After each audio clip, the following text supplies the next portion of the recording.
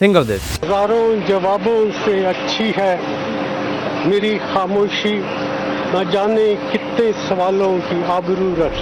This poetic silence perhaps defines Mr. Singh the best. He became what many now call the accidental Prime Minister, stepping into a role that would change his life and India's history forever. Yet, the same silence made him appear weak as Prime Minister, particularly during scandals and corruption cases that marred his tenure, overshadowing his economic legacy. On December 26th, he breathed his last, leaving behind a legacy filled with both triumphs and controversies, a tale of good and bad we shall explore today.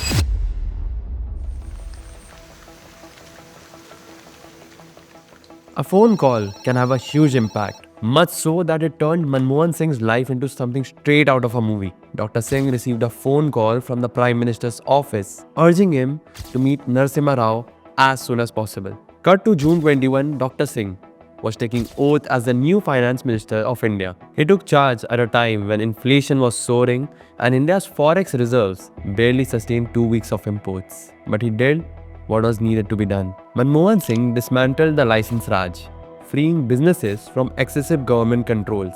He opened the nation's door to foreign investments. Moreover, the rupee was devalued to boost exports and trade barriers were slashed, signifying India's entry into the global market. All these reforms did not just save India, they transformed us into a rising economic powerhouse.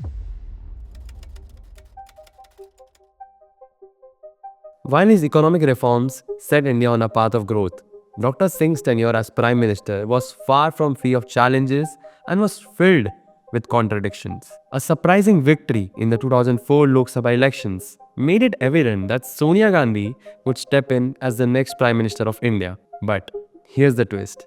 She surprised everyone by nominating Dr. Manmohan Singh instead. Dr. Singh inherited a nation with a solid foundation laid by his predecessor, Atal Bihari Vajpayee. Following the economic reforms of the 90s, he resumed the path of liberalization, ushering in a period of swift growth.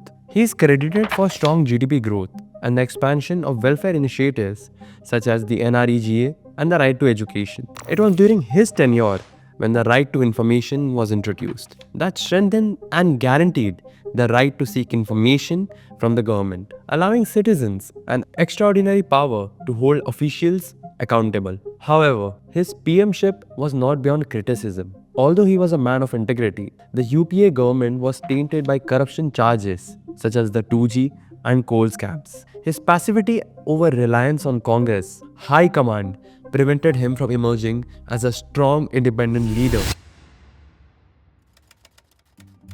Now, let's shift to the 2008 global financial crisis. 2008 crisis came as a shock and would be very wrong to say that Manmohan Singh has predicted years back. Until the Lehman Brothers collapse in September 2008, the UPA government was enjoying the euphoria of high growth in the previous years. Manmohan Singh's response to the 2008 crisis was driven more by electoral considerations than proactive measures. The government announced 3 stimulus packages between December 2008 and February 2009, totaling rupees 1.86 lakh crores, driving the fiscal deficit from 2.7% to 6%. The Reserve Bank of India eased monetary policy, injecting rupees 5.6 lakh crore in liquidity. However, much of the spending was aimed at securing electoral support, with the government waiving loans and prioritizing vote banks over long-term economic stability. While the economy briefly recovered, the aftermath saw rising non-performing assets and inflation spiking to 12% by 2010. The focus on short-term solutions instead of sustainable growth led to poor lending practices and unchecked inflation. Now, let's talk about what Manmohan Singh did when the country was shaken to the core. Yes, it's the 26/11 Mumbai Attacks, one of the darkest days of post-independent India. 10 terrorists wreaked havoc for 3 days, taking lives about 166. When the entire nation's blood was boiling, Prime Minister Manmohan Singh remained passive. When the public demanded a strong retaliation against Pakistan, where the attackers had clear ties, nothing happened in reality. When there should have been a military response, PM Singh remained satisfied with diplomatic efforts and Kadininda.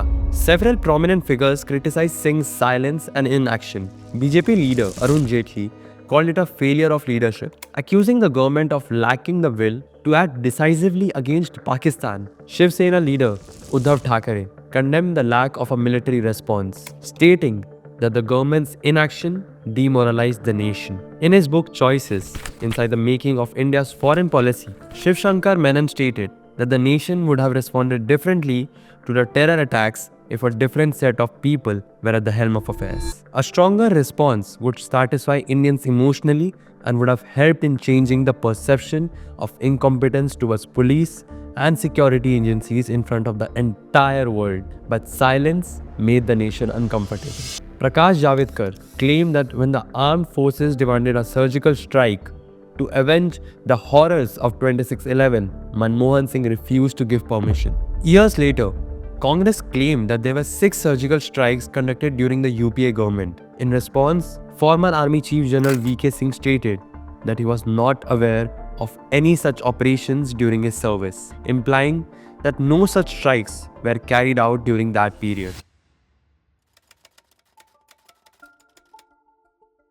Now let's talk about Manmohan Singh and the internal dynamics of the Congress party. It was a Wednesday evening at the residence of Sonia Gandhi, who hosted a dinner to bid farewell to Dr. Singh after his 10 years long service to the nation as a Prime Minister. While everyone was present to make this time memorable, the one missing was Rahul Gandhi. Can this be seen as an instance of disrespect to a man who had danced to the tunes of his mother? I remember in 2013 how Rahul Gandhi publicly tore an ordinance passed by Manmohan Singh's cabinet. It was not just a mere rejection, it was a well-orchestrated move to publicly humiliate the Prime Minister to make him realize his place as a puppet to the Gandhi family. Singh's silence in the face of such blatant disrespect reinforced the image of a leader constrained by the party's dynastic politics. The National Advisory Council was set up in 2004 to advise the PM on crucial policy matters. However,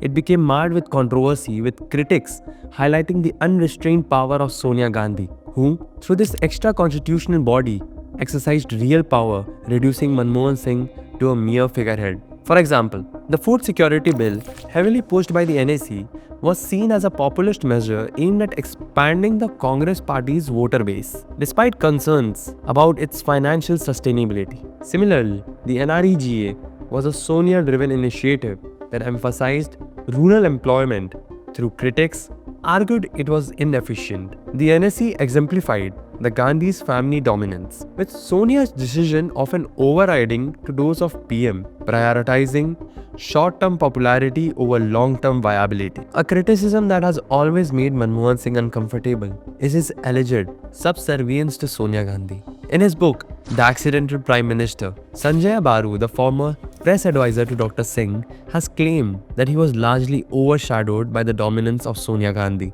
Major decisions were dictated by her, and Dr. Singh never had the total control of the government. Singh, according to Baru, was more of a proxy for Sonia, with his role limited to handling administrative affairs, while Sonia called the shots on critical political matters. And when you are thinking these are enough, there's one more incident that should not be missed.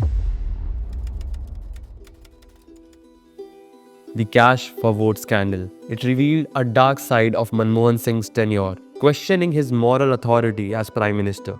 During the 2008 trust vote, BJP MPs revealed bundles of cash in the parliament, claiming they were offered money to support the government amidst a vote tied to the Indo-US nuclear deal. This scandal brought to light the extent to which Congress can go to cling to the power, tarnishing the democratic process. Yet again, Manmohan Singh's inaction was disturbing and was another instance of his weak leadership. The incident also contributed to the public perception of widespread corruption and malpractice under UPA too. This perception strengthened over the years and the crucial factor behind UPA's historic defeat in 2014. When the 2014 Lok Sabha elections were knocking the door, Pakistani PM Nawaz Sharif demeaned Manmohan Singh, calling him a dehati aurat. And guess what? Who stepped in to defend Dr. Singh?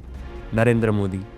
Although they were rivals, Modi asserted that while they may disagree on policies, Manmohan Singh was still the Prime Minister of 125 crore people. Hindustan के प्रधानमंत्री देहाती औरत जैसे नवाज शरीफ ये आपकी कौन सी औकात है? Finally, despite all criticisms, Manmohan Singh's legacy remains complex.